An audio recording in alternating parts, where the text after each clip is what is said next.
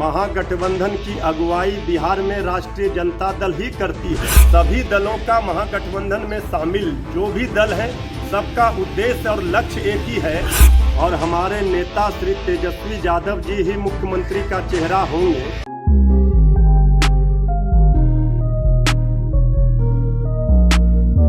नमस्कार, भारत लाइव देख रहे हैं आप। मैं बिरजू फिर से आपके साथ।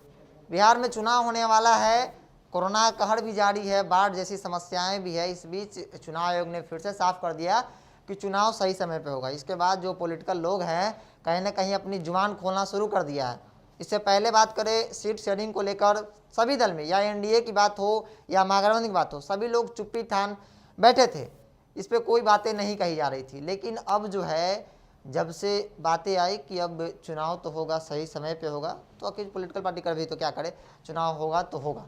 तो अब जो है चुनावी प्रक्रिया को देखते हुए उसके रणनीति के तहत कांग्रेस पार्टी ने टाल ठोक दिया है। उन्होंने कह दिया है कि 80 सीटों पे कांग्रेस जो है 80 सीटों से कम नहीं, 80 सीट ज़्यादा जो महागठबंधन के अंदर जो महागठबंधन में है, तो 80 सीटों से कम पे चुनाव, वो जो उनकी जो सीटें होगी 80 से ज़्यादा होगी।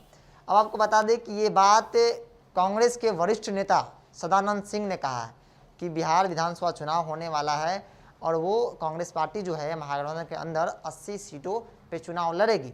उन्होंने कहा है कि पिछले चुनाव में आरजेडी जो है 101 सीट पे चुनाव लड़ी थी और हम यानी कि कांग्रेस 41 सीटों पे चुनाव लड़ी थी। लेकिन आगामी चुनाव यानी कि मिशन 2020 यूँ कहा जाए तो विधानसभा चुनाव, बिहार विधानसभा चुनाव 2020 में कांग्रेस पार्टी 80 सीटों पे चुनाव लड़ेगी। इसके साथ ही उन्होंने इशारे में आरजेडी को भी बहुत कुछ कह दिया। उन्होंने कहा कि सबसे बड़े दल होने के नाते, हालांकि उन्होंने नाम नहीं लिया, उन्होंने कहा कि सबसे बड़े दल होने के नाते जिम्मेदारी बनती है कि सभी घटक दल को, छोटे छोटे दलों को एक साथ लेकर चलने का।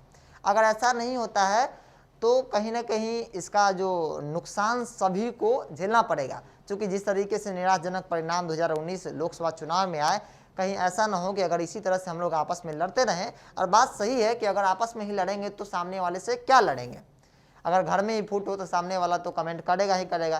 तो वही बात, लगातार भी सत्ता में बैठे लोग भी कमेंट कर रहे हैं कि वहाँ आपस में कोऑर्डिनेशन नहीं बैठ पा रहा है। हालांकि लगातार जीतन राम मांझी भी बातें कर रही हैं कि कोऑर्डिनेशन कमेटी बनना चाहिए, लेकिन उनको इग्नोर किया जा रहा है। और कांग्रेस पार्टी उनके साथ खड़ी है, हमेशा से उनको साथ लेकर चलने की बात कर रही है। आरजेडी इग्नोर भले कर ले, लेकिन इस वक्त की बड़ी खबर जो कांग्रेस के सदानंद सिंह ने कह दिया कि कांग्रेस पार्टी जो है चुनाव 80 सीटों पे लड़ेगी।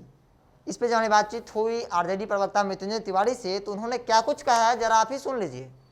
महागठबंधन के आर्किटेक्ट हैं हमारे नेता आदरणीय लालू प्रसाद जी। महागठबंधन की अगुवाई बिहार में राष्ट्रीय जनता दल ही करती है और हमारे नेता श्री तेजस्वी यादव जी ही मुख्यमंत्री का चेहरा होंगे।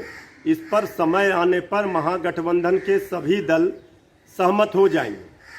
कांग्रेस पार्टी के बड़े नेता हैं आदरणीय सदानंद बाबू, बिहार विधानमंडल में नेता हैं कांग्रेस के।